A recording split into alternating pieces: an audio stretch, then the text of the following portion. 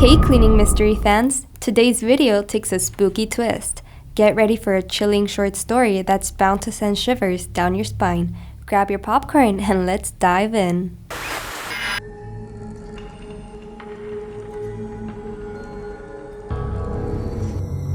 I used to work night shifts at a small hotel just off the interstate. It was a quiet job, perfect for someone who didn't mind solitude. Most nights were uneventful, checking in the occasional late traveler, restocking supplies, and catching up on paperwork. But one night changed everything.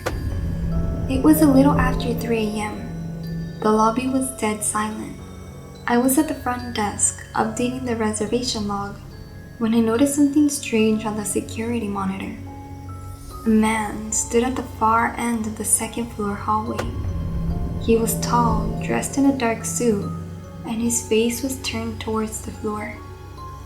The hallway lights flickered, casting a shadow against the wall. At first, I assumed he was a guest, but something about the way he stood, rigid, almost unnatural, made my skin crawl. I reached for the intercom to ask if he needed help, but before I could speak, the screen flickered and he was gone. I shook my head, blaming it on my tired eyes, but as I turned back to my paperwork, the phone rang. "Front desk," I said, trying to keep my voice steady. Only silence. "Hello?"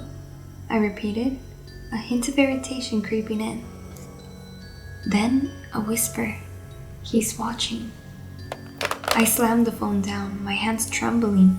I glanced back at the monitor, but the hallway was empty. Telling myself it was a prank, I forced myself to finish my work, though every creak and groan of the old building set my nerves on the edge. Around 4 a.m., I decided to do a quick walkthrough of the hotel.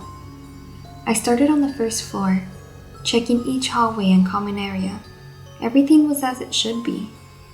When I reached the second floor, the air felt different. Heavy, almost suffocating. The hallway stretched out before me, its dim lighting creating long shadows. At the far end, a door was slightly ajar. It was room 217, a room I knew was occupied. My heart raced as I approached, each step echoing in the silence. I pushed the door open, my flashlight cutting through the darkness. The room was empty, but the bed was unmade and the TV was on, playing static at full volume.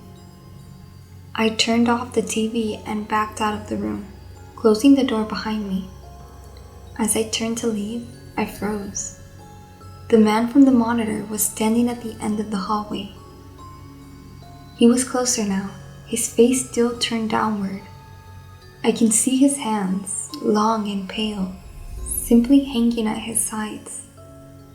"Sir?" I called, my voice barely above a whisper. He didn't move. I took a step back and the lights flickered again. When they came back on, he was gone. I ran back to the lobby, my heart pounding in my chest. For the rest of the shift, I stayed behind the desk, refusing to look at the monitors.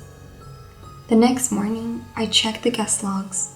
Room 217 hadn't been booked in weeks. Thank you for joining us on this eerie adventure, the cleaning mystery fans. If you enjoyed the story, don't forget to like, subscribe, and hit the bell for more intriguing twists and turns. And if you have any story you want to share, please feel free to email us or leave it in the comments down below. We'd be more than happy to share it with everyone else. Until next time, and keep it clean and very mysterious.